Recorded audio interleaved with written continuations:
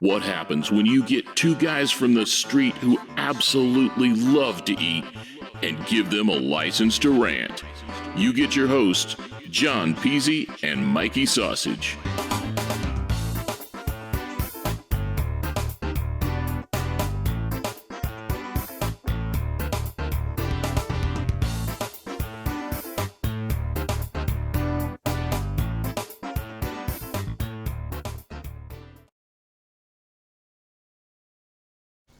It looks black. Oh, there we go. What's up, Peasy? Hey, what's going on, Sausage? And I'm just, he's got me live tweeting right now as the show starts. But It all works. Whatever way works is all good for me. How you doing?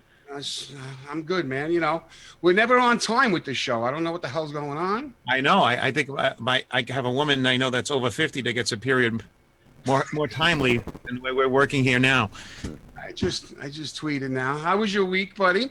I am bloated. My cholesterol light went on this morning from Easter Sunday. Yeah, I was really having. I ate. My family went to Marlboro, New Jersey, and bought a live calf, and they had him slaughtered. Live calf? Yeah, they bought like the young. What are you Muslim? What do you mean by a live calf? Allah. Allah Akbar. They bought a goat, and they bought a baby lamb. Which, by the way, baby lamb was a baby. It's like veal, but when it gets older, it's a mutton. So I had, and they took it, they sliced it up, and they took it, and they started barbecuing it. Why live? That's like old Zip stuff. That's like old Italian Ginzalone. Listen, the bottom line is, I really ate way too much. You could look at my bloated face and tell me right now. Yeah, me too. It's the salt. But I was saying the same thing. It's like we ate so much, and then 2:00 in the morning, I was hungry again. Yeah, me too. I came home last night. I ate a chocolate bunny. Woke up this morning with a migraine. I may have a problem. You may have a problem. Are you kidding me? When you start seeing the neck and the head meld into one thing, we look like cartoon characters. Yeah, that's why this 1080p is not a good thing. I'm good. I'm telling you. I think after the show tonight, I'm getting on the treadmill. We have a good guest tonight. What do we got? Oh man, are you kidding me? This is going to be so much fun, and I don't want to. How was your Easter, by the way? Before I even bring it on. Easter was good. My mother has dementia. Yeah. So she could hide her own eggs for Easter. Yeah. Is that all she could hide? She can hide her own eggs and then go find them. It's great. It's a terrible thing. There's nothing funny about dementia unless it's your mother. It's the funny thing too here is when it comes Easter's it's a really odd time. I mean, people there's bunnies at the mall, there's bunnies at country clubs, there's people lurking searching for eggs with children, they're doing all this stuff, and it's a big make-believe holiday. And then the funny part about the whole thing is that all I think is God bless them. I don't know. What's up, Herbie? Herbie Merrin said hello. So hey, Herbie, what's happening? So I heard you eating when I called you last evening about today's show, you were eating a chocolate bunny at 1 a.m. or something like that. Yeah, at 1 a.m. I ate a chocolate bunny until 3:00 in the morning. I was wired, as you know, and then this morning I woke up. Boom! I had to take Advil and sleep off this sugar. Good thing you get a treadmill and weights in your house. It really looks like it's working. So, let me tell you about this guy. Which guy? Tell you, this guy. I know this guy. He is actually from Staten Island. Now, that's my guy. That's your guy. You're a Staten Island guy. He's got a guy too, I bet. When I was first starting out in comedy, the Reverend Bob Levy.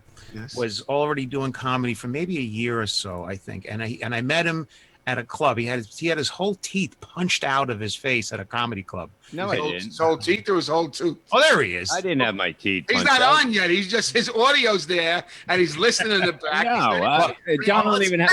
You didn't even introduce him yet, and he's interrupted. John's so old he forgot the story. Wait, bring him on before he starts. Let's introduce you professionally then. Don't worry about it. I don't even know. No, you're not on screen. It's all right. Bring him in. Let me tell the real fucking story. Listen, I know one thing. Bring him in, Johnny. Yeah, all right. So, folks, here it is. The wonderful, the funny, the very, very talented and tweetable Reverend Bob Levy. All right, let me interrupt before we start because Rob is already doing his fucking Marine signs and this and that. Bob, when Rob there in the corner, you know the guy with the Hitler haircut? Yeah. When he starts going like this to you, that means you're going out of out of the frame. Right? So Yeah. boy. When he starts going like this to you, I'll see you at 10:30. No, Don't mind if he gets up and starts zig howling around the room. He does that once in a while. that is a hell of a haircut. Now I know one thing, Peasy. When you talked about Mr. Levy, you told me, and this is God's honest truth, and I'm not saying that that's the funniest guy that you know. the funniest guys I know, one of the most cleverest guys I've ever known. True. And when I first started doing comedy, him and I worked together so often. I could have done Bobby's act verbatim, and we used to work together. I swear, verbatim. And you did when I wasn't around. But the whole funny That's thing what I'm doing now. I lost my front teeth because me and my friend, who became a cop after, we were on Quaaludes and we drove into a telephone pole, and I ate the dashboard. And do you believe that in Staten Island they charged us for the telephone pole because we cracked it? I think it was like $1,500 for the fucking telephone pole. You get hungry on Quaaludes? You ate the dashboard? No.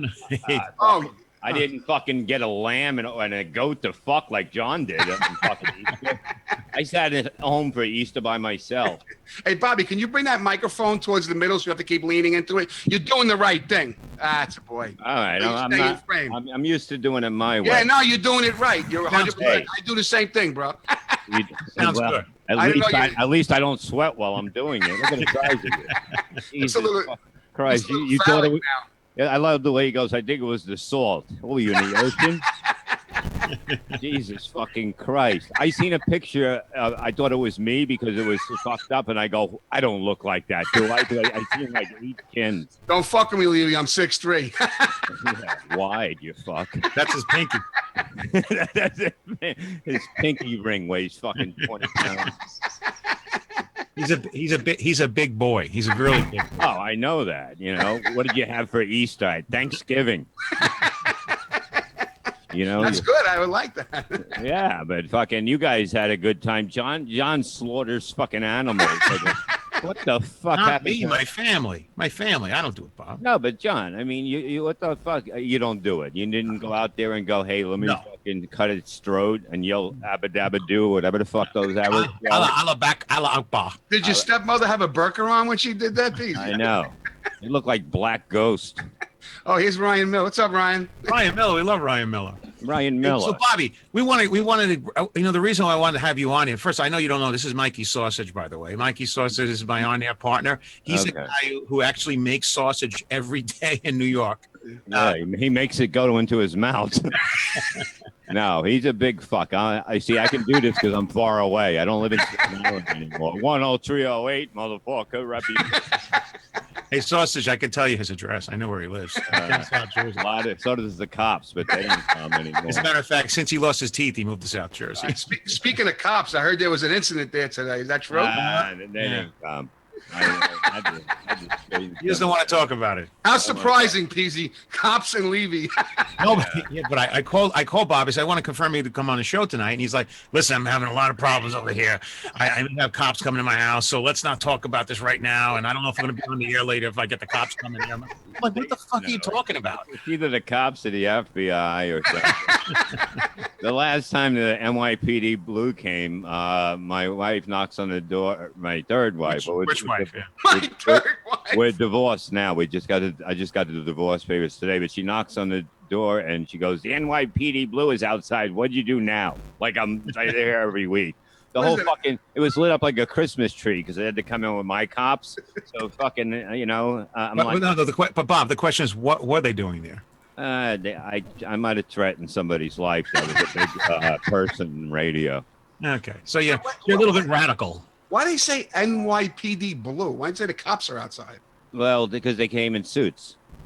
The suits. Oh, you have a plethora of different kind of police force coming. We have suits, we have FBI. So she has to notify. That's the NYPD Blue, not the detectives, not the. Oh wow. Yeah. So my wife made him coffee. Some women just spit on the floor in front of him.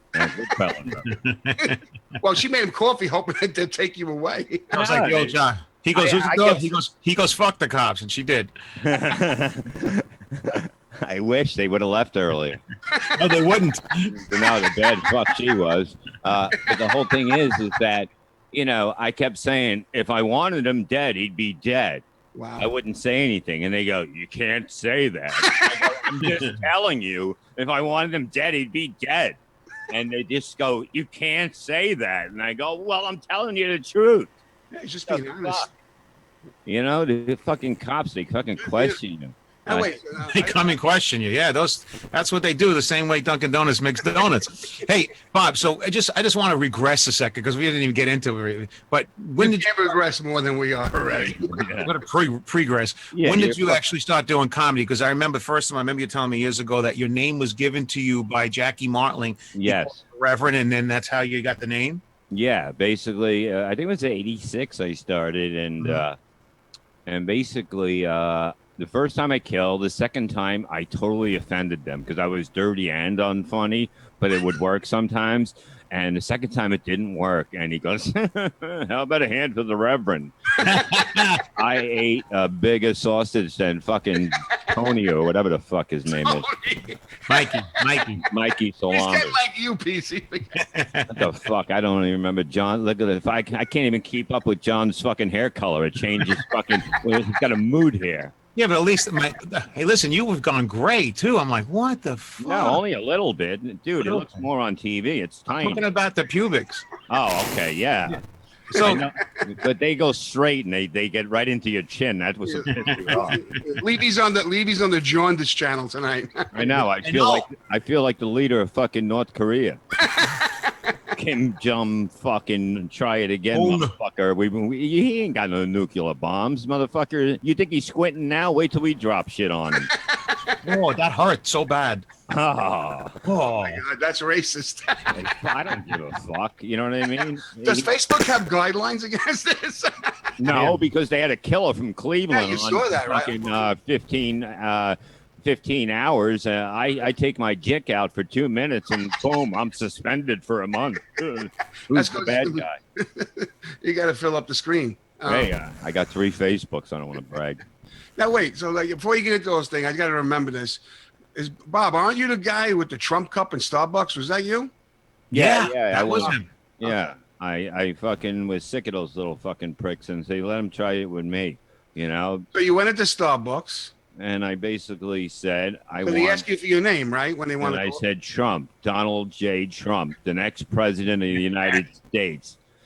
And then and then the one kid voted for him. So I go, he's cool. And, you know, the place is packed. I don't know. Their coffee sucks cock. And people like it because they're fucking fags and they like to go to Dunkin' Donuts rules, even though the guy has a fucking turban on his fucking head. I'm drinking Dunkin' Donuts right here, bro. Out of my Wawa fucking thing. Wawa rules too, motherfuckers. 7-Eleven, fuck you. Agreed. Totally agreed. I went to Dunkin' Donuts only just because I wanted to get their coffee, but I do not support any fucking Islamic place. I will not get gas from any of them. I go to all American places. So suffice it to say, Levy does political humor. No, I work with the vets, and I believe they should be taken care of, and not these fucking people coming over here demanding what they should be fed. Fucking John's got to slaughter and shit like them. There's the Sharia law stuff. Yeah, fucking, you know, but you got to enjoy life. So I was in the UK 2 weeks, like last month, I guess, and there was tons of Muslims everywhere. But I mean, I hear all kinds of stuff, but I saw everyone getting along. They had their own places. They were hanging out, they're smoking the hookah things, and everybody's having a good time. Yeah, when they were praying, did you smack one of them in the ass and say, "Who's your daddy"? I think Ryan Miller once said, "Did you pay with an AR-15 round?" Ryan Miller's the perfect guy for that conversation, right? Yeah, you're right about that. We love Ryan. Ryan is like, I don't know, he's not a survivalist. He's I don't know. He just knows it all. My nephew went over to all overseas, all over those places. You know, with his school, he goes to Farrell, and I'm like, "What the fuck are you doing there?" But Donald Trump Jr. wrote back to him. Really? Yeah, he said, "Tell your father, thank you. You know, he's a great man, and I'm so proud that he's our president." And so they went there, what, like on a school trip or something? Yeah, a school trip. I go, "What the fuck?" And he goes, we got protection, and I'm like, Jesus, a fucking condom ain't gonna stop those fuckers.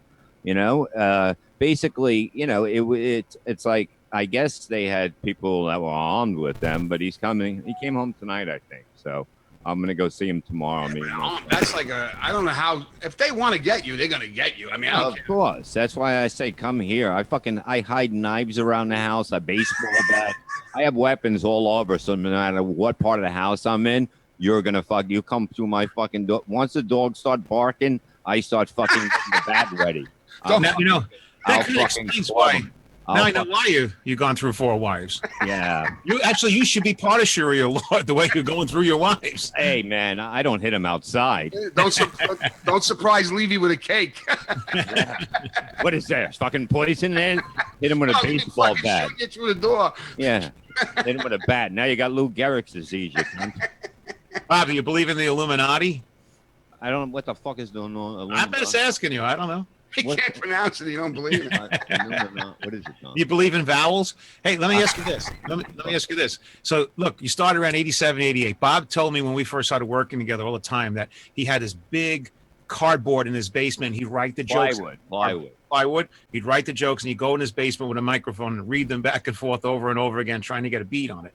And by the way, at the time, he was just starting out. I remember I was just starting also, but Bob, I remember he was very quick-witted. He had a little notebooks. He'd write all his jokes in these notebooks, and he couldn't even read his own writing, but it was really funny stuff. I remember it being very clever and quick-witted kind of humor. Yeah. I would section it off actually into 4 spots, and I would actually hold a bar weight in my hand, and I would start it off playing my intro music was the theme to The Great American Hero. Believe it or not, I'm flying in here. And I would read it and then time it, and then I got my 10 minutes down. And look, as soon as I got out of the open mics, I was headlining after 2 years. I don't think anybody can say that. Well, one of the reasons, too, though, you think, I mean, you were really funny, but one of the other issues, too, is don't you think there wasn't a lot of great dirty acts around? There was a lot of clean bullshit acts, and there was, like, some dirty acts that really couldn't handle it. I mean, at the time, there was several, but I don't think there was a lot. There was, but you know what I mean? You either had it or you didn't have it, you know? True. And it's like today, you know, you see, like, people go, oh, this crowd sucks. They can't take my edgy material. You're not edgy. You're not funny. There's a difference there. Right, Edgy. right. Yeah, don't try to be edgy. Don't try to be like people. You know how many people tried to be like me? There was like 10 of me running around, 20 of me running around in clubs going, they go, I already got Bob Levy. I don't need you. Right. You know? Fuck that. You know what I mean? This business is a bunch of kiss asses anyway. You know? It is. And you've always been committed to whatever you did. You just committed to what you would do. I fucking look, John. I started comedy from basically hanging out in the bar I hung out in, and my job was to start fights with people that came in that we didn't know. So I would just go and make fun of them until they wanted to fight us, and that's how I got my friend Buddy. He goes to me, he goes, "Why don't you try comedy? You're pretty good at this shit. They want to fight us every time." So, and then he goes, "There's an open mic," and that's when I started. My job was to start with people that we didn't know, because it was like who had the toughest bar in Staten Island. By the way, you know, when we first started, I was from Staten Island at the time. You living in Staten Island. He has his brother Jeff, and I remember meeting his parents and stuff. They were really cool people. Your father was a funny guy too. Yeah. And I remember back in those days, you had there wasn't like a lot of comics. There was myself, you, Bob Gullip, Otto and George, Otto Peterson. Yeah. And there was Vic Potato, which came up a little later. I think that was the 5 comics out of Staten Island from that soup. Yes, Right? yeah, from that area, and then I think Pete Michaels was from there too. Maybe. Yeah, Pete lives there. Yeah, Pete is a ventriloquist, right? Yeah, I think that was what came out of that soup. And to this day, how many of us even? I mean, you know, a few of us stay. I don't know whatever happened to Bob Gullip. Bob Gullip's still around. I talked to him. Yeah. He does movies. He's doing a 1-man play. I talked to him a lot. Good He's guy. A great guy. Great. Otto's gone. Who? Otto's gone. That sucks. Everybody loved Otto. Otto was like the comics comic. And I got a picture of him right on the wall over there. That I always like whenever we do our show. Right. We basically, here it is. We basically There always you go. mention him. Hey, pal. How are you doing, pal? Suck that cock. Suck that cock. Suck that cock. Yeah, he was great. Everybody loved Otto. Hey, what was that about Facebook, Sausage? No, he wanted me to share it on our Facebook present. And now, for some reason, I don't know, it wasn't on YouTube Live. I don't know what he did now, but And the other thing too, Bob, back in, On your YouTube, maybe not on our YouTube. I see it on YouTube now. Yeah, because it's not coming to our website for some reason. I don't know why. Yeah, we'll figure it out. Hix is like a fucking mime. Look at his head. It looks like she should hit a golf ball. Look at the haircut. Look at Well, they don't know what we're talking about, but yeah, Rob Hix actually looks like you stepped on in a supermarket as you're walking down the aisle. You stepped on a Colgate. Put your face up 1 second. Squeezed out, and there is his head. Go ahead. And then it went bad. Yeah. Say hello, Rob. Yeah, Rob, show your brick wall. He's the only he's a guy in that comic that has a brick wall. Is that his house? He has a brick wall. No, it's the Mexicans live behind him. Oh, Jesus Christ. Make sure they don't climb over. PZ levitates Mexicans now. Apparently. Yeah, Bob, a couple weeks ago, I'm doing a church show, and there's a little chubby Mexican kid in the audience. Let Hix talk, because he's like, he loves Levy. I didn't know he's like a fangirl. I didn't even know he loves this guy that much. Is that why he's all pink in the face? He goes, I didn't know you were talking about him. He's getting all nervous. I'll send you a dick picture later. Too late. Hey, wait. Yeah, that's a picture of Peasy, if you can see it. I don't know what that's like going to the light, Carol Ann. Yeah, I was super right. It is on. Yes, I work with I work for all the as you can see, Warrior Point, Uncle Sam's Misguided Children, Uncle Sam's Misguided Children on Facebook, and Uncle Sam's Child on Twitter, and they're great people. And my partner's Sam is the best. You know what I mean? Me and him, we do a lot of Sam McGuire. We help out if somebody needs help anytime. We do whatever we can, whether we can get them money, whether we can just make calls. And they use me because I'm not a vet, so I can call up the VA and say, "You moved this fucking guy up. Why is he waiting here?" Wow. Yeah, we don't take this for I was excited when Mike told me. I didn't even know. He was like, he got like his nipples got hard. And Bob Levy. And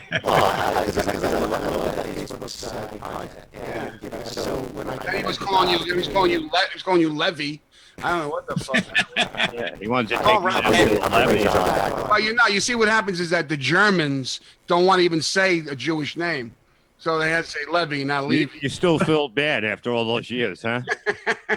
It's funny I'm over it. Get over it. I'm not even Jewish, John. Look at Levy smoking a cigarette. Like Levy, it's like you're on a 1970. You're on the Tonight Show in 1970. Let me tell you something, Johnny. Me and Ed were fucking doing lines and fucking drinking whiskey before the show. Fucking Angie Dickinson. Hey, Bob, Marlboro.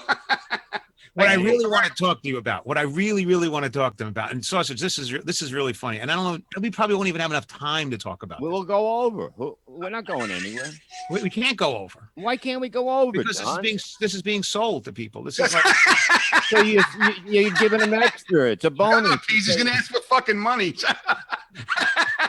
Telling the people, you go short, so we owe them $1. So tell your story. What do you want to know? There's no story. I know where you came from. I know how it all started, but people don't realize that you really worked really hard. You were a clever guy. You did lots of comedy. You worked some drudgy shithole places. You worked one-nighters all over the country. You would drive to Ohio to do a one-nighter and come home. That's how you learn, John. The shittier the room, the better at the beginning, because then when you get into the easy rooms, it's so easy. Right. And so people don't realize the life of trying to be a comic and how the process of becoming a rounded comic. I'm not saying the guy that's the one-trick pony. I'm talking about the guy who could just do. Yeah, it used to be a very rounded comic, PZ. Like your head, like under that hat. Yeah, I don't know. I'm telling you, dude, you got the neck. It's coming down there. What the fuck you want me to do, bro? I can't do it. I think I know what he can do. You have to turn your head upside down to make it look normal. I'll put the camera up here. Sausage, you're all right. So you're fine. If I had hair, I wouldn't frost it. Don't make fun of me. Wait, you don't have hair? Holy shit! God hates you. I got a lot of money. He's got a lot of cash. Dom Levy, YouTube. Great seeing. I can't see it. Great seeing Homer Simpson on the show with that yellow. Yeah, I'm a fucking Jap. Oh, shit. Oh, I can't say Jap, but they No, you can say whatever you want. I just reacted. They could show a fucking black guy kill a poor fucking innocent old black guy. That bullshit. Yeah, there was like a big debate, like Facebook could do something about it. Like how they prevent? You can't prevent that. Hey, Jesus Christ! I get banned from fucking Facebook for saying something on my mind. I get banned all the time. Thank God I got 3. I go on the other one and go right back.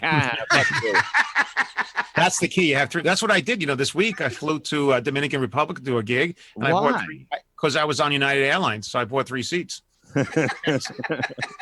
Bob, you look so yellow. It looks like at 7 o'clock you did golden showers, 9 o'clock license to rant. Now, Bob, this is what I want to really ask you. I just got back from Chinatown. Go. Yes, and boy, are my wings tired. So, You for a while there, I remember you.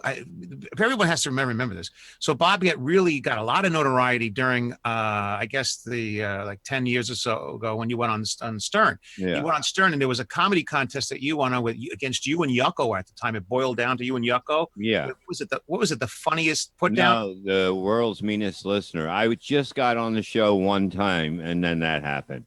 And you guys had to battle it out between each other. Who was the funniest in the end, right? Well, at the end, but during it, when it was down to the top 5, I said, "Hey, it's either me or you. You want to split the money?" They didn't know that. They knew it. We told them that.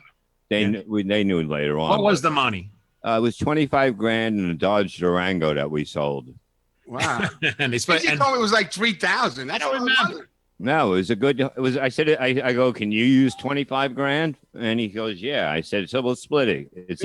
He made it sound like it was $3,000. $25 is a lot of money, Peace. Yeah, it's a lot of dough, especially how long ago? It was like 10, 15 years ago, right? It doesn't even matter. It's a lot of money now. Yeah, I didn't see any of it, Thank you, wife number 2. What's behind door number 2? My money. Hello. Oh, my friend Sunday is watching us. Say hello to Sunday. Hello, Sunday. Very beautiful woman from Austin, Texas. You're a day late. She wants to run a finger through your hair, so it's just unfortunately you have to unzip your fly. So here's the scoop now. So who says? Who won the money? Who actually was the winner of that on the Stern thing? I was, of course. Okay. And by the way, Yucko went on to have a wonderful career after that too. He's been doing stuff on like SWIM TV and all that, right? He's been doing he had a show, Brickleberry, right? Brickleberry. Yeah. Oh yeah, he was the creator. And it got canceled. I don't know why, but if anything's good, they'll cancel it. But here's of course. Here's the question. Here's the real question. So that's TV. You're doing that, and now Stern and them start really liking you. Everything's going really well, and then eventually you get your own show on Sirius 101 called Miserable Men, which was hilariously funny. Yeah. And it was you and Mike Morse and it was basically me and Florence. It was going to be me and Sal and Florentine, but then they didn't want Sal to do it, so I brought in Shuley. And Shuley's then I brought in Mike Morse.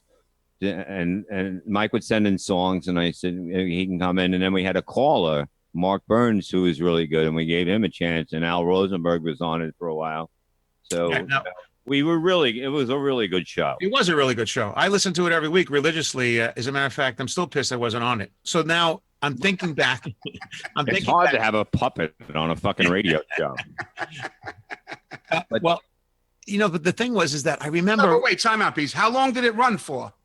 Until I quit, and then it ended shortly after. No, but how long? How many shows were? Oh, we did every Sunday for 2 hours. Whether it was on for a year, 2 years, 6 months. I'd say 2 years. Okay, so it's not like they got rid of you; it's that you got rid of it. Yeah, and you know what I mean.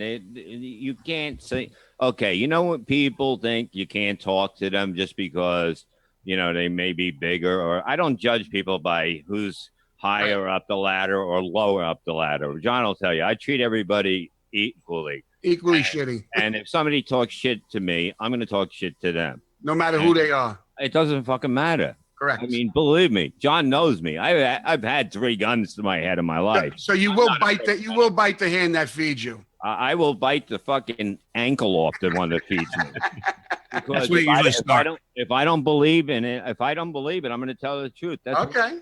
I said you never go wrong by telling the truth. I even tell it to my son. Right? Well, some people, Jackie Martin did, but go ahead. Yeah, but you have to be, you be honest. And I was tired of it. I wanted to go on O&A, and they made a big stink, and they fucking banned me from the building, saying I attacked 4 security guards, and that's when I threatened them, because Oh wait, so you wanted to go on another show? And they didn't want me to, because I was a writer. I was this, I was that. I was always there. Right. But whatever. I don't even think about it anymore. It's all over. But it's an interesting story because I always wonder what the hell happened with all that. I don't know. Right. I just remember that, and then you were opening up for Artie Lang around the country for a very long time. Yeah. And that was all cool. You were doing great with that. That was a lot of fun. And, and Artie's had his own issues now, but Artie's doing great. I talked to Artie today. He's doing great. He's a funny fucking guy. I love him. And he's a great guy. He loves Dom. We're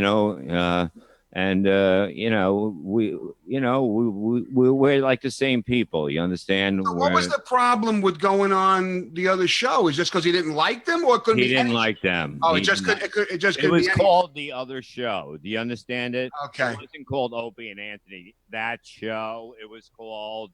I was never heard, you know what I mean? But everyone else was allowed on. They go, but you're different. You're more part of the family, but you're not in the family. You're like outside the family. Right. Yeah, I want to be the retarded cousin that doesn't get paid. So you could go to another show, just not that show.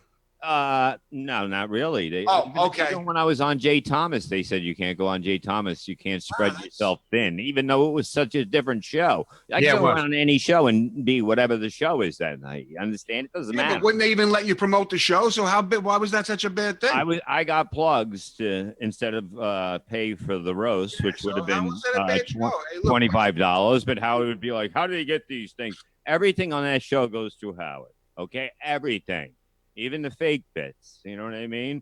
Even whatever, everything will go to him. Nothing gets on that radio without him knowing. Yeah, because I tried, like I talked to Marion, I talked to Bobo, I tried to get someone to come on, and they're not allowed to come.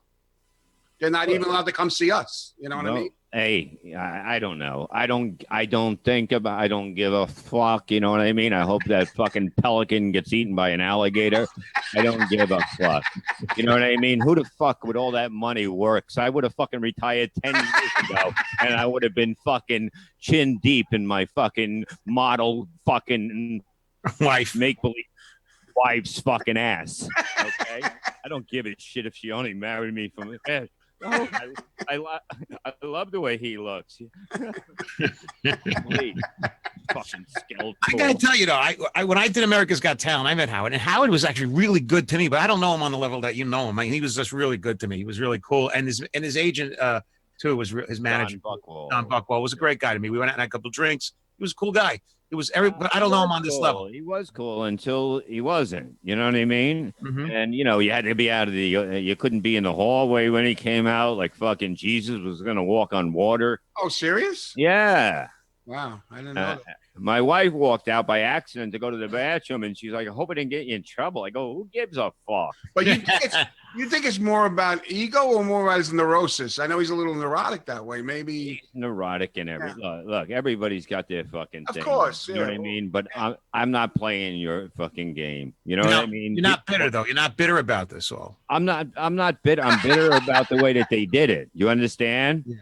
I would love to tell the truth to his face. Right. Not just me and him on the radio. Tell the truth of really what happened, and maybe he'll understand, because the rest of the people were too afraid to tell the truth. You hear that, Howard? Bob Levy wants to tell you the truth on the air. I had one person say to me, "I can't tell Howard the truth. I'll get fired." Well, if he was here right now, what would you say? Oh boy. I would say what that scumbag Tim Sabian and his boy toy. What was that guy's name? That was his assistant. Whatever.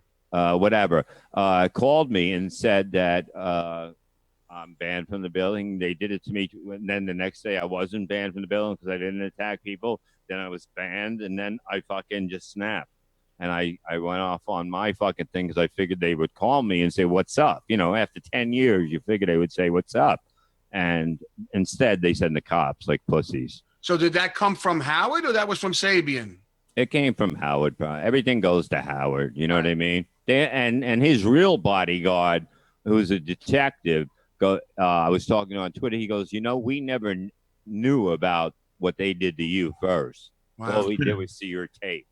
So, But so now, Bob, during this period, though, it was a tumultuous time. I mean, first it started off growing really, really well, and then you had this tumultuous time come through, and then all of a sudden, it's over. That's part of your past, and you just kept moving forward, working. It's always, do my own thing and fucking, I'm always like that. I recreate. You can't stop funny no matter what.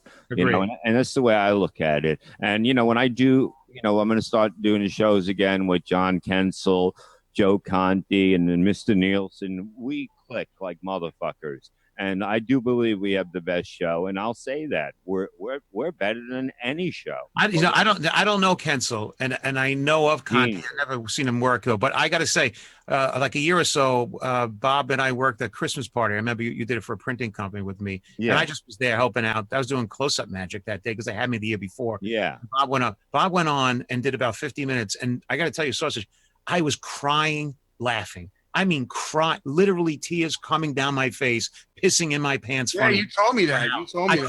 I could not breathe. He was so funny. Yeah, but the whole thing is, I'm a comedian. Listen, and I John, and I laugh. Here's the thing that I always say.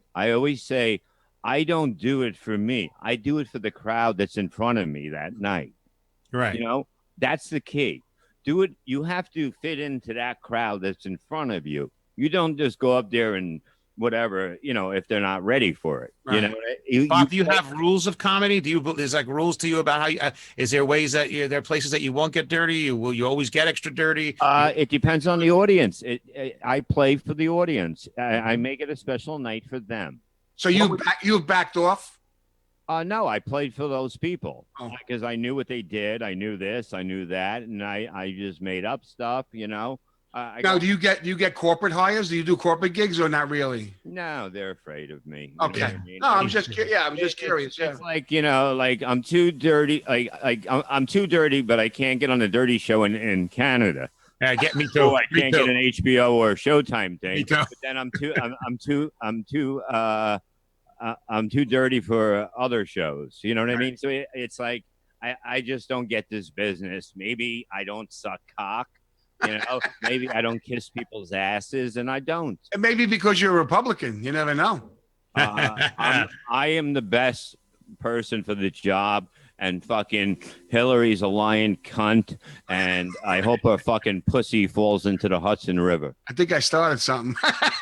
No, maybe it smells like the Hudson River. No, but no, wait, hold on, please. So, do you think that the thing with Howard, did it hurt you for a little time after that? Did you have any kind of fallout at all? Nothing hurts you, dude. No, I mean, like so now were you working with Artie still? Or you weren't allowed to do that anymore? I basically left when he left. Okay. It was at the same time. Yeah, because obviously being on Howard and then doing gigs, your rate's gonna go way up. Obviously. But it didn't work after a while. You know what I mean? Okay. It was bringing around all the shitbirds from the show, giving them fucking. Yeah, but you were getting all those gigs off. I remember that they were airing at the end of Howard show every time. They would put on where you're going to be, what theater in Boston, what theater here, what theater there. Right. Even though they had all the Rat Pack people coming along with you. Because they begged me. They go, fucking Howard doesn't pay us any fucking money. You know what I mean? I'm a nice guy, really. He is. Truthfully. And I could have fucking had John on the show. I could have had Nick Apollo on the show. I could have fucking had Colin on the show and used those plugs. You understand? Right. Because I was loyal. I thought they were loyal. He is loyal. You are loyal, Bob. And this is something, Sausage, you don't know this about Bob. Growing up with Levy in Staten Island when we first started doing gigs, he would help every open mic, every comic that came by, anybody that he would write them jokes. He'd help them out. He'd say, come with. As a matter of fact, Jim Norton. I remember Jim Norton when he first started doing comedy. Me and Levy were working together a few places, and he said, Jim, this guy asked me to come work. He said, put him up in front of us. He's like, yeah, go ahead. He would take the guy around and show him to everybody, and he brought him to Vinnie Brand's little rooms that we were doing, and that was when Norton first began. The same thing with Jay Moore. Do you remember we worked with Jay? We had Jay Moore do the one-nighters at Rags in Staten Island, Rags back in 89 or 89, something like that. But the key, a lot of them people, but and then they all fuck you over. No, but the answer is how many did stay loyal? Norton's calling now. Wait, yeah. Yeah. So that's the question. How many of them remembered what you did for them to this day? None. Nobody. That's what I'm saying. He always helped out. He always put his hand out. That's really messed up. Nobody has ever given me. I remember giving somebody $19,000 on a weekend, a regular comedian at my level, $19,000. Never offered me a gig or got me into a club. Wow. But that's the way it used to work back then too. I remember when I first started, I remember saying, hey, people say, hey, if you go work for Selman, if you give him a gig, he'll put you in his gig. And I was like, what are you talking about? How about if I'm funny or you're funny? What's that got to do with if I give you? It's not always equally that way. But it is with me when all these people open for me and still would. But it's weird. I mean, he's such a nice guy, and he'll get screwed over, but he's like real cool. I mean, it is what it is. Like he's like, Peasy's the best. Me and him. I mean, like that's why I relate to John, because we're so good-hearted to people, and you get fucked over and you just brush it off. I mean, even Gemini's that way, but he's dopey a little sometimes. I worked with him the other night. We had a ball, Well, you ready? You ready for it? Here's the impression. You ready? How about a little magic? Yeah. I do comedy and magic. What you laugh at is the comedy. What you don't laugh at is the magic. Why does Mike get so low? What happened? I don't know. Who, me? Yeah. Didn't get low. Did he get low, Hix? Got lower than me. Got lower than me. Yeah, what'd you do? I didn't do anything.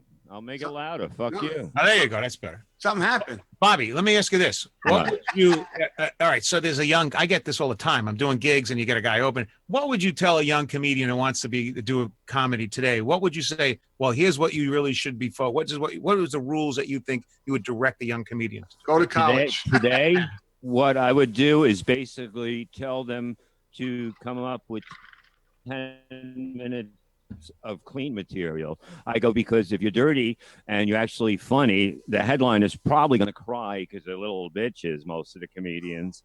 So you want to be clean and funny and then move yourself up that way.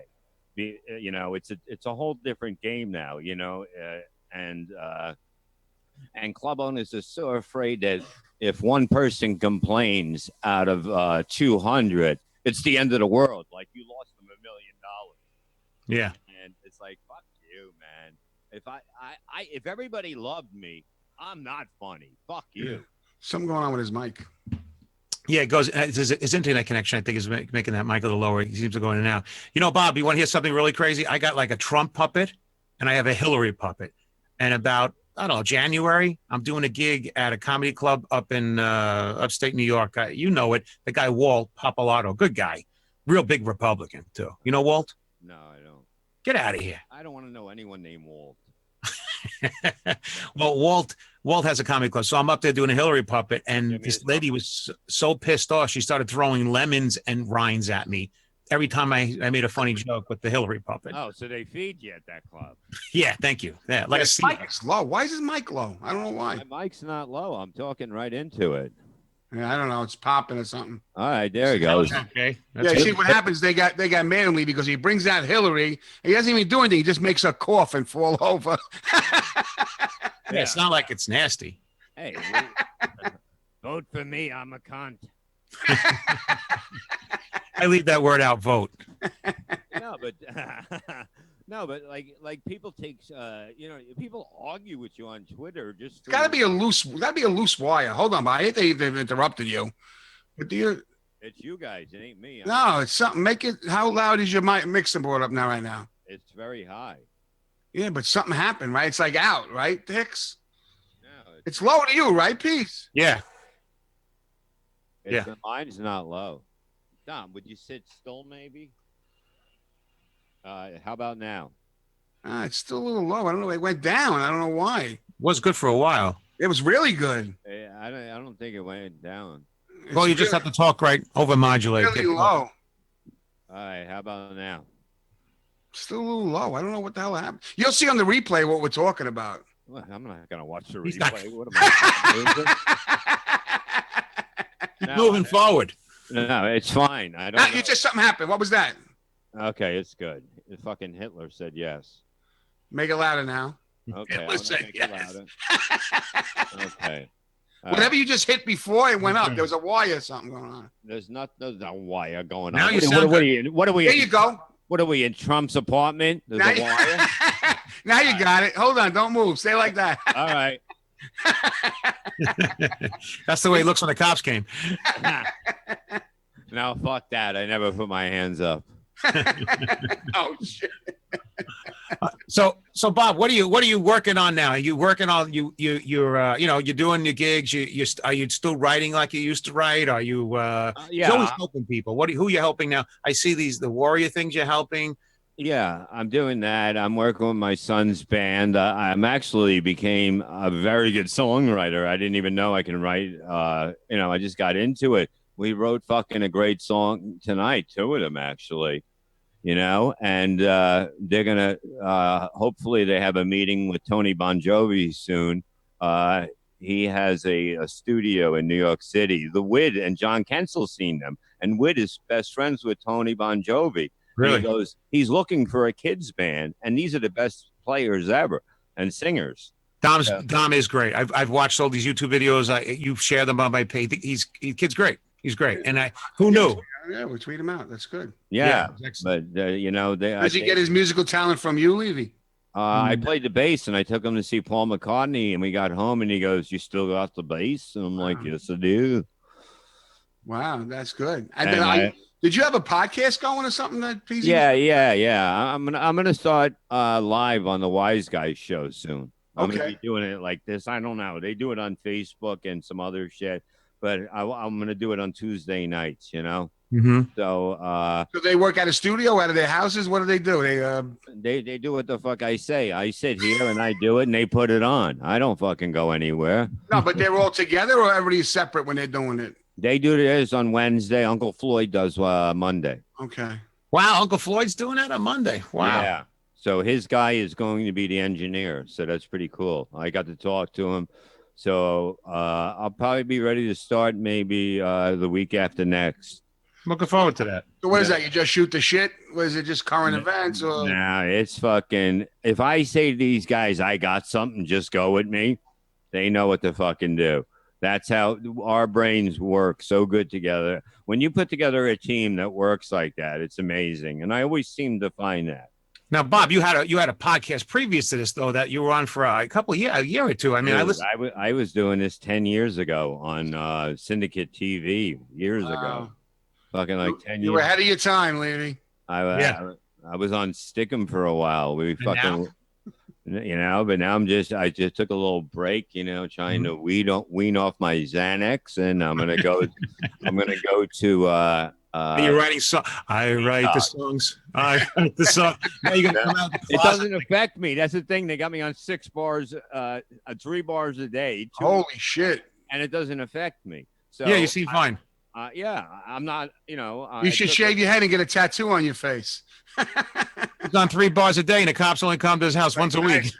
No, but what do you think about the podcast business, Levy? You think it's any good? Or you think it's a waste of time? I think it's fun and it's good, and the people will find you. You know what I mean? They find what's good. I mean, we had a good show. They're always going to find what's good. I mean, is it for fun, or you're going to make money at it? What do you think? It could be for whatever you want. You know what I mean? It's not, and not everything's about money. Yeah, I know. Hey. Question. Yeah, but I'm just saying, you know what I mean? Fucking go make your sausages, huh? No, I'm just asking. Hey, yeah, he didn't mean it. He was a little out of line. You know what's interesting? I go get your sausage box. Hey, take it easy. Hey, I'm fucking ruining my party over here. I have met Adam Carolla, and I listened to Adam Carolla's show for a long time. Now he's had like one of the #1 podcasts for a long time. He's the podcast guy. And I couldn't wait to meet him. When I finally met him, I was disappointed so dramatically. Oh, shit. Because I loved it. Because to me, he's a very clever and funny guy. And then when I met him, he was just like depressed and tired and could give a shit less, wanted to have a drink and just like, yeah. His podcast good, Peasy? I never listened to it. It was great. It's always been great. Yeah, it's good. He's a funny guy. But his hair looks like a Brillo pad gone bad. It does. What do you mean he's funny? Funny how? Yeah. Speaking of that, that's another good point too. When you when it comes to these podcasts and all these kind of people, who do you look up to? Who's funny to you as a comedian? Who do you think is funny? Artie Lang has a good podcast. No, not podcast. Who do you think is funny? He's talking about as comedian funny. As a comic. Artie's Yeah. very funny. Yeah, Artie. Fucking. You know, I kind of work with the same people. You know, Otto was. You know, it was. But I mean, like, I work with the same people all the time. I try to because. I just like being around them. You know what I mean? Who makes you laugh though? Who do you think is funny? Me, really? You know, I never really listened. Egotistical. I got into this business not watching comedy, not a comedy fan. I just did it because I didn't want to cut lawns or paint or kill people for a living. Right. And so I had to do something. And I knew I made it when finally my father said, "This is my son. He's a comedian." That's when I knew I made it. Right. Well, your father accepted it. Why? So your father wasn't accepting of it? He thought it was like a bullshit thing? Is that what it was? Yeah, I guess so. You know what I mean? Like a way out? I mean, he had a good life, taking it easy, doing what he wanted to do, you might say. You might say. he was only on four of those packs a day. I don't know. That's a little. I don't know what that means, but I'll leave it at cryptic. He's being cryptic. We had a very good life on Staten Island. Yes, he did. Bob, it's interesting too, though, because like I work with there's certain comics that actually you make me laugh all the time. I always laugh. I think you always made me laugh. But also David Tell, I've worked with him a few times. David Tell. He takes me down every time I work with that guy. He kills me. You see, I don't get to I don't get to work with him. I mean, unless they have a 4 headliner show, but then I'm too dirty for that. That's me too. I never get on those big tours because, Me too. I help the person get where they are. I don't get on them because of the fact that I can't follow you. So what does that mean? What do you mean? You just need that. You just have a little break in between here and then get somebody. If you're funny, you're funny. It doesn't really matter. I was doing a show for the TikTok Foundation. It was me, Attell, Jay Moore, and Nick DiPaolo. Holy shit. And the black comic, it's on Saturday Night Live, New York City. Good guy. Yeah, but he wasn't there. That wasn't night. Michael Che, he's funny, man. He's really funny. Michael Che opened the show. Yeah, but Attell wasn't there the night Seinfeld came? No. This is the other TikTok, the one that we did at the big theater. Wait, hold on a second. Let me clean up. You dropped a few names. No, I was. I'm telling you what the show was. That's a hell of a fucking show. That's a major show. And I was in the middle. I wasn't closing. I was. All over the fucking place. You remember that thing that we had, the TikTok thing when Jeff Norris was there and they said, "Oh, by the way, you're going in front of Seinfeld." Yeah. After Seinfeld. Was he before or after? It doesn't matter. We had to follow Seinfeld. We had to follow Dice in his prime and Pips. It didn't matter. Wow, that's crazy. I remember those days. Yeah. It was funny. I remember Don MacArthur got really mad because he had to go right after him or after me after Dice. He got off stage and he kicked Seth in the balls, the owner of the club, against the wall. I never laughed so hard in my life. So you didn't get intimidated by that, Levy? Well, I never got intimidated by anybody in my life. So why would I be intimidated by it? I mean, comics by nature, there's something wrong with every comic, I think. I think they have problems. I don't, because I just go up there and I destroy. I don't give a shit. Put Hitler up juggling. I'll follow him. Hey, Levy, who's Jersey Proud? You know Jersey Proud? Yeah, she's a big fan of the show. Yeah, she said it's always great to see Bob Levy. You say it is. She listened to our show, and the gang that I mentioned, Joe Conti, Mr. Nielsen, John Kensel, we'll be back, and we're going to be on TV like this doing it, and we're going to have fun on Tuesday nights. But, when you'll see, when you have a team that clicks, it's so easy. Like, like tonight. What are you trying to say? No, this is easy. This clicks. This is like, I know John since fucking, Jesus fucking Christ. Were you there when I kicked the midget against the wall? Because little person, you can't say midget. You mean the first time or the second time? I don't know. No. I will tell you this. This is I will tell you this is interesting too. This is another funny thing that happened with me and Levy. Bob, for some reason, I don't remember back in the late 80s, early 90s, I bought a long black leather coat that went from the top to the bottom to the floor. Remember this? Yeah. And then one day I'm doing the show with it, and Bob goes, "That fucking coat is great." Come try it on. He puts it on. He goes, I love the way. Could I use this? I'm like, go ahead. I didn't care. And then he like for the next 2 years, he wore this long leather. Every show he did, he wore the long leather. He wouldn't go on stage without it. Remember that? Yeah. I don't know what that was all about. That was like one of these things that just. He had guns and bats in there. No, but it was almost like he was. Remember before the Matrix movies came out with the. he was pre-Matrix. Yeah, it's like you can keep the shotgun right on the side. That's what I was saying. Like, he had some weapon in there. Bobby, I just like the look. I still have it. I love the look back then. You know what I mean? I walked into the club and they're like, "The fuck is this?" And I go, "I'm one of the comedians." They're like, "Okay." Yeah, they love that's the one thing. You ever look like old pictures of yourself and what you were fucking wearing and Holy shit, I have them here if you want to see them. I don't want to crazy, right? Oh, I used to wear the Crayola collection. It was called those suits. I had them in blue, green, Me too. black. And I know PZ had them hammer pants. yeah, we all had that shit back then, you know. And then I was like, "Fuck this shit." Then I went to leather, and I went to the long leather jacket. Then I went to the short leather jacket. He went through a sadistic period. And now he wears a leather mask. It's changed so dramatically. With a red ball. Yeah, red ball in his mouth. And you know how he does it? On all fours. There is no you and me. That's right. So what's on? You know, we're almost done here, Bob. And we'll go a little long. It's not a problem. Yeah, now it's not a problem. No, we'll go a little long. It's okay. A little What long. are you hungry? You want to stop? You fucking sausage eating? Not me. It's Peasy. Gets there. Like his wife gets mad at him. Maybe. No, that's what it is. He's got to color his fucking hair. Last week we were doing a show. All of a sudden I hear fucking music. Dan, dan, dan. It was from upstairs. And then boom, boom. I'm like, where the hell's that music coming from? He goes, it's my wife. I have a stripper pole upstairs. Yeah, bullshit. It was your wife getting pissed off. I fixed that bastard. No. It's so funny. Our kids were like babies. Remember that? Yeah. When you had the pony. You had a John's the only one. You go to a birthday party and there's a fucking miniature horse there. And I remember the kids riding on Dominic. You were on a little fucking horse. Wait, that was the regular party or the kids party? I think it was a kids party. Johnny Ola took me to that place. Yeah, and if I do. I have big parties. And he'd have a tent, and he'd have fucking people serving and shit. And you had bestiality parties, but easy. No, I would have a party. Like my daughter would be like 3 years old, and I'd have like 100 characters there. We'd have 200 people. Uncle come and entertain. We'd have waiters.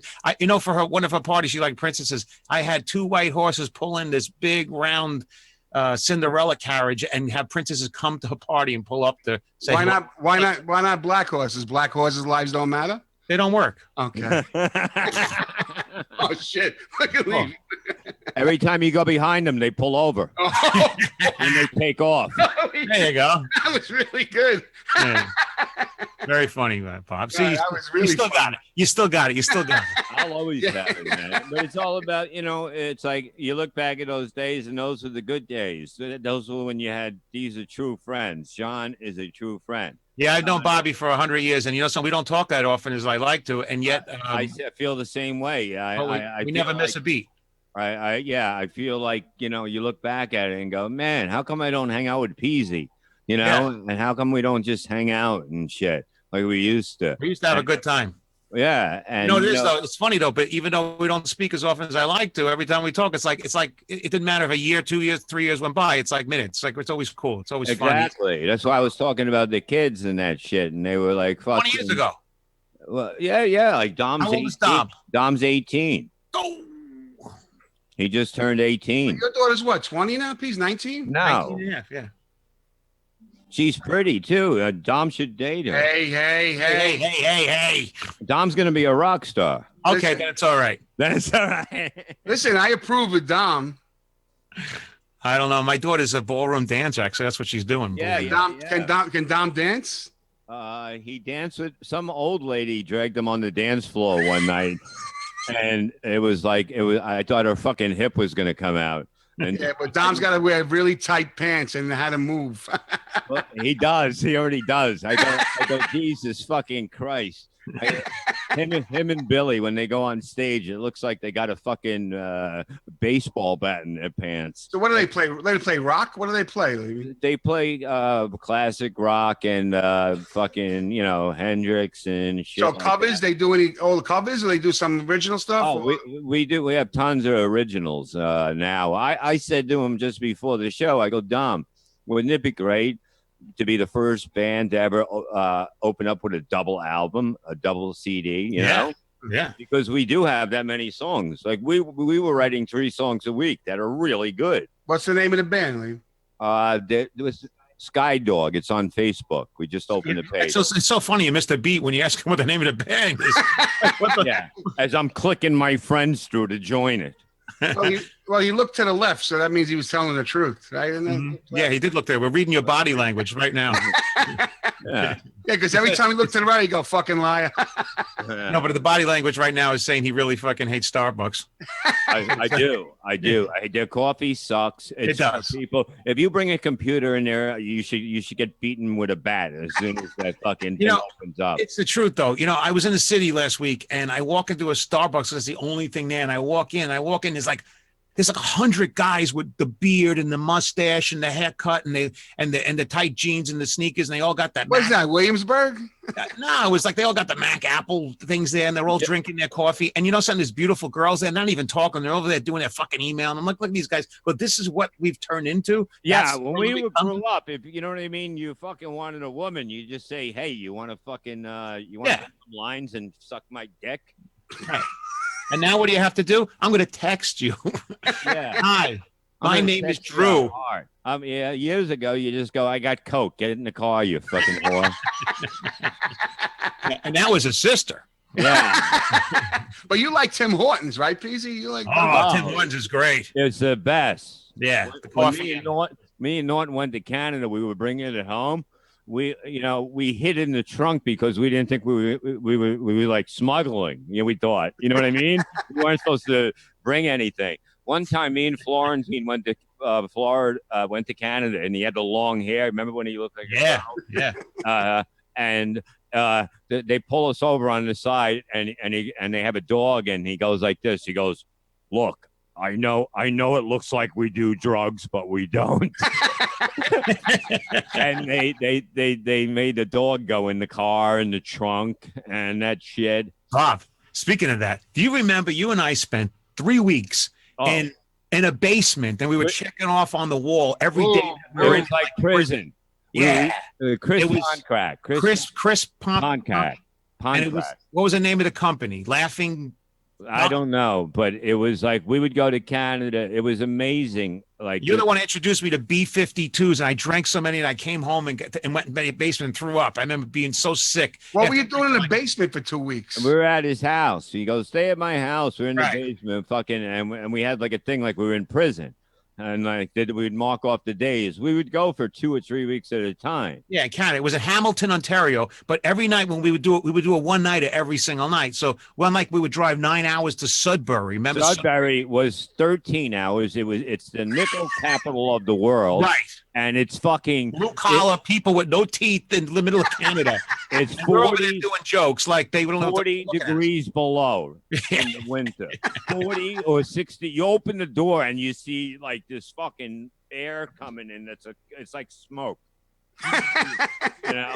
That was like one night we would do one night there, and so we go all the way. So we get in the car. The guy, we don't have a car. We're just locked in with this guy driving us to a gig 10 hours away. We get in the car, and this guy's like smoking pot all the way there and back, going, "Hey man, smoking pot." And we're like, "What are we doing?" He goes, "Oh, we'll just be there. I just like cruising." And he's telling us like all puns the whole fucking way. We want to shoot us up. Yeah, and the road was just 2 lanes for 4 hours, and there's only so much Bryan Adams you can listen to.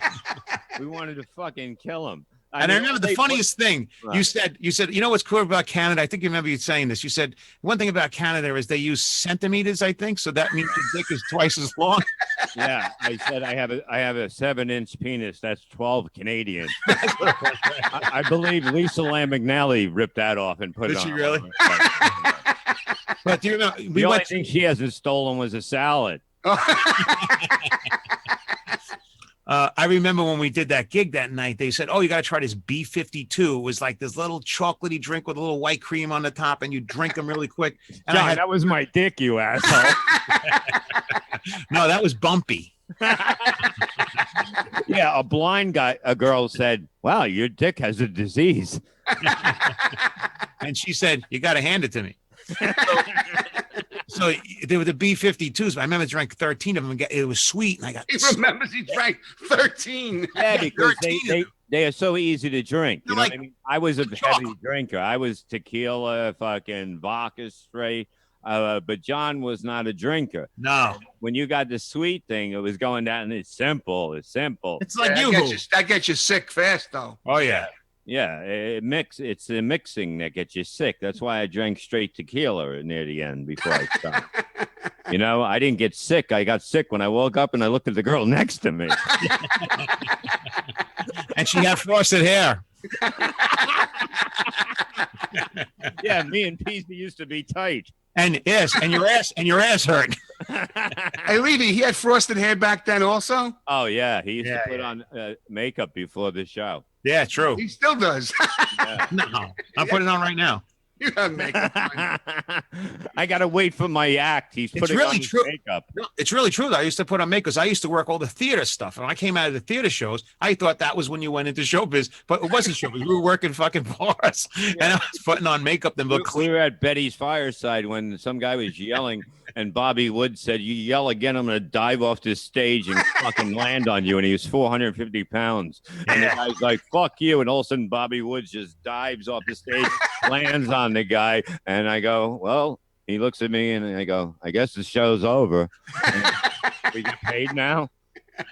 Now, Betty's Fireside, you don't know this source, but Betty's Fireside was a place that in Denville, New Jersey, that comics would go do one night is in for $100 or whatever. And it was like a strip joint. It was you stage. Yeah, you were behind the bartenders, and it was around a horseshoe bar, and there was seats, and it was known as the toughest room. What was the name of it? Betty's Fireside, Denville, New Jersey. Did it change to something after that? Probably a fucking prison. No, I met a guy that had a bar that just like that. I don't think it's there anymore, Bob. No, hopefully not. But Bobby Woods, I mean, Eddie Murphy did his Hey Norton. You remember that? Yeah. Yeah, Bobby Woods wrote that, and people. I said it to somebody, and they're like, "Who's Bobby Woods?" Bobby Woods is great. Why he wrote a lot of material for Eddie Murphy? You ask John. Can ask Jackie Martlin about Bobby Woods because Jackie loved Bobby Woods. What? Jackie loves. I was at Jackie's house. He has pictures of Bobby Woods on his wall, cartoon pictures of him. Yeah, I used to work with Bobby a lot because we would drink a lot, and by the time we were done, the next week they go, "Oh, comedians don't drink for free anymore because Levy and Woods were here, or eat for free." Yeah, that was another thing. But Bobby Woods was the one that Norton, get up here. I'm gonna fuck you in the head. Remember? You know, Norton, I've been watching you. He was doing. I know you watching me, Norton. You watch me. I know. No, but he was doing an impression of Bobby Woods, doing an impression of Norton and smoking pot. Yeah, and turning gay. Yeah. Yeah, he was great. And basically, so he was a good stand-up and a good writer. He was a great guy. He was brilliant and a great guy. Is he dead? Yeah, he died. He was died a pancreatic cancer. Wow. No, he had a heart attack on stage, I think, in Ocean City, Maryland. No, but he got sick slow, I remember. Like somehow. I don't know. We have to ask Jackie about it. But what a shame. Yeah, I mean, such a sweetheart of a fucking man. He was. Sound like a good writer too. Yeah, he was great. They used to drive around with Eddie Murphy when he was young. Wow, that's crazy. Ask Jackie the story. I don't know if he was there, but Bobby Woods told me that they made believe like they put Eddie Murphy with a thing in his mouth, like he was basically stolen. You know what I mean? And they basically had it where he was tied up his mouth. And they would go through the toll booths like that, and he'd be like, "Oh yeah, like a handkerchief through there or something." Yeah. Ask Jackie about that story. I'm going to ask Jackie. More importantly, you guys did something. It wasn't you that told me this, but you were part of this whole group. I think it was Jim and Jim Florentine told me this. It may have been you. You guys were going to Canada once, and you called me. Now I remember this is a time when I had a cell phone that was this big. Mm-hmm. Okay, and And you called me and said, we were going to Canada. I said, how was it? You go, you're not going to believe what we did. And I go, what'd you do, Bob? And I think it was you. And you said, well, we got to the hotel. And on the way there, we were just saying, what could we do to break people's balls? So everyone picked their nose and put it on those tickets that people would take. So when you went through the toll, you took the ticket, everyone picked the nose, wiped it all over it, and gave it to the ticket holder and laughed your balls off when he took it. And then you said, then we got to the hotel, and we wanted to do something nice in the hotel, so we all jerked off all over the TV and left it on the TV and checked out. Yeah, me and Norton jerked off on the TV because Florentine was getting laid, and Norton was upset. Like Norton wanted to come on the road because we were getting laid all the time. And the one time he comes, only Jim gets laid. And I go, I'm going to jerk off on the TV. He goes, all right, I'll go after you. And then Jim walked into the room afterwards and he looks at the TV and he goes, nice. And he just keeps walking. That's pretty disgusting. It was fun times. We were able to do, One time a guy didn't, he fucked me out of money, but he paid for the hotel. So I did. When he said fuck me, I was like, whoa. Yeah. I don't remember that fun time. So I put the heat on, right? And I pissed into that, those automatic heaters, and I left it on high blast. And then I moved the bed and I start taking my pants off. And my girlfriend at the time goes, what are you doing? She goes, I'm taking a shit and making a shit sandwich out of the bed. So I took a shit on the bottom part of the bed and put the bed back on top of it and fucking left. Oh, shit. Oh, that's horrific. That's totally horrific. Thank you. Xanax ain't working. I didn't take it back then. I was drinking doing coke then. Now you're all cleaned up, though, right, Bob? You're clean now. You're all good? Yeah, I'm still on the Xanax, so you can't say I'm clean, but I will be going to detox. You seem good, though. You seem clear and crisp. Oh, I'm very clear. He's I'm yellow. I'm so clear. I'm yellow. I can't imagine Levy on coke. That must be a sight. Well, you had to drink before, you know what I mean? Well, you had to level yourself up, but imagine this guy flying around. Oh, no, I enjoyed it, but, sometimes you have to stop, and I knew when to stop, and I almost killed someone after a show. The show was this. It was in Chambersburg, PA. Stop bragging. I know. It's me, Nick DiPaolo, Colin Quinn, Jim Florentine, and Otto and George. Now it's all over me. I'm headlining, okay? All of a sudden, somebody yells out, Stern. And I go, fuck him. It was right at the end. I'm loaded. And I'm fucking, and Otto's like, take it easy, pal. And I'm like, fuck you. You headline tomorrow, Atlantic City. And it was like I went from killing to fucking. The people were mortified. And as soon as I got off stage, the guy goes up to Jim before I get off and he goes, what should I do? He goes, if I was you, I'd get out of here right now. And then we go to fucking, I drove there with Nick and my friend Devin, and we go to get coffee and that shit. And I'm running around the place. Everything you can eat in here is free. And I'm just jamming donuts in my mouth. I'm yelling the N-word in front of people. And fucking Nick is dying, fucking laughing, thinking we're going to get arrested. And the next night in Atlantic City, I said, I'm not drinking anymore because I almost killed this guy. And I said, I heard the story through the grapevine, too. I said, can somebody headline tonight? And it was silence. And the only person that said that they would headline, Otto and George. And he could handle it. And he did it. No, he did it because I go, I'm just going to have 2 beers and that's going to be my last night. And that was my last night I've ever tasted alcohol. Now I know why you don't keep in touch with him, Peasy. Because I can't afford his habit. Yeah, don't get Levy mad at you. He'll piss in your heater and shit in your bed. When the first time I got a comedy gig was in Staten Island. It was called it was a steakhouse in Staten Island next to the show place, which is a show place now. But at the time, it was Millard Fillmore's. It was a steakhouse. Remember? I don't remember that. I was just started doing comedy, and I went over to Bob. I was working with Bob a few times. I said, Bob, I don't know how to book this room. I tell you what, I got a budget. It's $1,800 for a Tuesday night or Tuesday night. They were idiots. These people. They were idiots. They gave us great money. We ate and drank like animals. Like unbelievable. Like we were fucking like. We would invite people over. Like Caesar with a fucking. We had a big table. Yeah. Everybody would eat. Yeah, put it on the tab. Put it on the fucking tab. They weren't going to say a fucking word to us. Because we were packing the place out. We were packing and we brought in major names. And the people we had with us at the table, they weren't going to fuck. That's a lot of money for Tuesday night back then. Back then, it was a lot of money, but we were packing the place out, and I didn't know how to book the room. I didn't know all the comics like he did. So I said, Bobby, I tell you what, I got an $1,800 budget. I'll split the budget with you. We'll split the profits in half, 50-50. You book the room. That sounds like easy. Deal, and we just do it. I'm like the old Jewish guy. I made the deal. You no, but it sounds like you just being fair. That's no, it was cool though. And so he started booking the room. We were doing really great. It ran for a few years. We're kicking ass. And remember, the big act at the time was having Jackie Martling come in because Jackie was at the time he was on the show at that time. He was on Stern at that time. He was on fire at the time. He was on Stern at that time. Yeah, but he would go out and do Vegas for a weekend for 24. Yeah. He was kicking it. So we had him come in a Tuesday night, and then he comes in, and at that night we asked him, "You want anything?" No. At the end of the night, he goes, "Yeah." He made an order. He walked out with 2 bags. This fucking with food. That's Jackie. 2 bags. And I said to Jackie, I said, I want to get it. Can I get one of those T-shirts? And he goes, I remember this. I'd love to, but Nancy, she counts. My wife counts him. She counts him. Yeah. I just gave the guy like $3,000 and $500 in food, and he wouldn't get the fucking T-shirt. Yeah, he goes, my wife counts him. I can't. Now I told this to Jackie. Jackie doesn't remember. He goes, no, I'm not that way. Yeah, it was the funniest thing because I remember it. He goes, I can't. My wife counts him. That's fucking, and then he leaves with 2 fucking bags like this, like he went shopping at fucking Wall Bombs by himself. It's the truth. And you know what's funny, Bob, is that I'm glad you remember because I told this to Jackie. I mean, I'm very close. I don't forget a thing. One thing in my He's a memory. witness.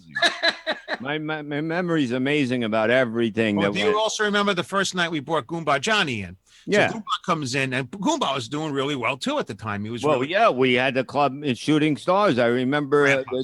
No, Shooting Stars in Yonkers. You remember that one? Yeah. I got in very tight with them, with Frank D'Amico and all of them. Who's dead too. And we were backstage. We were in the office. We're doing lines, right? I'm headlining. I fucking doing lines. I go out there. I get off stage. I go back into the thing, and he goes, "You did 15 minutes. You're supposed to do 45." I go, "You want me to go back on?" He goes, "Nah, do another line." You know, Bob, too, it's funny. I was thinking, I hired so you were booking Willard Fillmore's in Staten Island, and you would put in Otto, and everybody loved Otto. Otto was good. He would take the house down. So one of the times he came in, the first or second time he comes in, he's closing the show. There was 2 comics on after first, and then he would close. And he went up and he did 14 minutes, and he was killing. I mean, you know, Sausage, when I say slaying, the place is crying, the energy, it's just like unbelievable. He's at the top of his game. They're loving him. And all of a sudden, he twists his material from, you know, fuck you and you suck dick and all that kind of stuff. And all of a sudden he starts talking about fucking Mary Mother, the God, Jesus's daughter. And he starts doing stuff about fucking what is it? Mary Magdalene. Like serious stuff? Yeah. And he starts saying, and I was ramming her in the, and people like, you know, and all of a sudden he goes a little further, and then people are getting back off. It's like, they start looking at each other like, what's going on? Like, is he just negative comedy? Is he fucking with us? What's he doing? And then he goes further and further, and people start getting turned off and twisted. They start saying, get him off, take him off, you know. So he just walks off the stage. Now he's done 12 minutes. He was killing for, 11 of them. And then he just decided to like throw a bone out there for some reason. And then everyone's like pissed off. And I was saying he's banging the Mother Mary in the ass. Yeah. So I go over to Bob. I said, Bob, he's got to go up there and clean up his act and go back on. I said, you can't. He goes, he's done. I said, what do you mean he's done? We're paying him to do 45 minutes. He's 12. You got to get him back on here. And he just puts the puppet down and walks off. That's it. And I remember thinking, Bob, and Bob's like, what do you want me to do? This shit happens. And then lost it. He was weird. He would do sometimes where we would kill and just put the puppet down and walk off and not give a fuck. He didn't care. I don't know what was going on in his head. I have no idea. He was too brilliant for that. He was too brilliant for what comedy is. It's hard to explain it, but he was too brilliant for this, and I think that's what the problem was. He just didn't understand, with Rodney loved him, and Rodney wanted how you go listen to the, the answer machine. I used to go back to his house after Pips, and we'd put the puppet back so we can do coke. We had to put the puppet back. We couldn't leave it in the car for some reason. And he would play the message, and I go, dude, this is your chance. And he goes, well, I'm not gonna call him back right away. It was like he was too brilliant for this business. And he was, and off stage, he was a really good guy. He really liked old movies and stuff. You know who reminds me of off stage? Gilbert Gottfried's the same way. He likes like Bela Lugosi and old time. Like off stage, he's like a whole different kind of like old showbizy kind of guy. But Otto's not like Gilbert. Gilbert will steal your sugar at the house. Yeah, that's true. That's true. You know what I mean? And Otto will take the other white powder. Yeah, but Otto was a brilliant man, a brilliant person just to talk. He was a brilliant actor. He was a brilliant person just to talk to. And you know who loved him? Maurice. To this day, he calls me and says, "Oh, I miss Otto. I miss Maurice." Yeah, you know? He calls me all the time, but I don't have his number in the thing, and he says, "Call me back." I'm like, huh? The fuck you want me to do? You know, I got nothing to say a lot of, you know what I mean? I don't spend my time like talking on the phone. Like I like doing shows like this, talking to people. I don't spend my time reminiscing on the phone like a fucking lady. You know what I mean? I got nothing. Hey, he just froze up. He froze. He was going. I knew he was going before. I put on the split screen VPs. It's about time to go anyway. I was just about to wrap this thing up anyway. Yeah, I just wanted to find out where he was playing. Yeah, I wanted to know where he was going to be playing. Yeah. Well, I could tell you this much about Bob. So, if you want to find out more about Bob, what about Bob? What about Bob? You see that movie? It's a great movie, Bill Murray. Great movie. Yeah. What about Bob? Well, you could find out more about Bob at the lovely Coke dealer on 45th. No, he's gotten his shit together. He looks good. He sounds good. He's got his shit together. You know what I forgot to do last week? I want people to go to our website, licensetorant.com. A license to rant.com. I think it's right on the along the lower third. On the bottom, right over there. Yep. Yeah, licensetorant.com. And you could watch. We have a mailing list. I want people to subscribe because we're going to give away like gift cards and stuff like that. And we're not going to like drown you in like 100 emails. And we're just going to send out a couple of different things here and there. It's going to be a good thing. So, Mike, why don't you offer some sausage? You know, I'd rather give them like American Express gift cards and. Yeah, but how about if you came to the house and delivered 20 pounds of sausage and cooked it on a barbecue for them? Yeah, all right. Whatever you say. Levy's funny, man. I'm hurting right now. You guy's great. He's always been funny, and I wish we could have spent even more time. I didn't get to ask any of the questions I really want to ask him. You knew that was going to happen. All over the place, You knew that was going to happen. Did you have a good time? Did Hix have a good time? Yeah, I want to let you know too. We have a couple of unique things coming up in the future. I mean, we have ties fingers and people like Kreskin. We're looking at Jackie Joke Man coming up in the future. He's got a new book coming out. Pat Cooper. I have a girl coming up. I want the Dice Man. I'm hoping to get the Dice Man, maybe. I'm looking also at a woman that we just got to confirm on. She is a Barbie. Yeah, like a real life Barbie, right? Real life Barbie from the UK. Week we have Dale Yeager. Who's Dale Yeager? Dale Yeager is a criminal behavior specialist. And he worked with the Colorado detectives or police and the FBI on the JonBenet Ramsey case. You remember that? That's unbelievable. How could you not? I mean, I watched that thing a million times. Yeah, and he was brought in to profile the mother and the father. That's interesting. Interesting guy, and we're going to have a good time. And can he profile you and can he profile you? Well, I guess you can talk to us and we could profile us another time. But right. Yeah, give this guy a one look at us. It says, with a quick profile, we were both bloated. It was the Easter Bunny. Yeah, it was the Easter Bunny. All right. Well, listen, if you want to see Bob, you could always go RevBob. It's RevBobLevy.com. It's RevBoblevy, RevBobLevy.com. And then on there also, it's at the bottom of the screen. We have his Twitter. And you can catch him on Facebook. And if you want to go see Bob Levy at a club, you're going to really get laugh. It's like going to see Dice Clay in 3D. And if something happens, he could just melt down on stage. So you kill you. What's going to happen. All right, please. Until next week. I want to thank Rob Hix. Rob, you're doing a great show producing. We love you, even though you're Nazi. You look good. All right, we'll see you. Dow, it was too much fun. Deuces.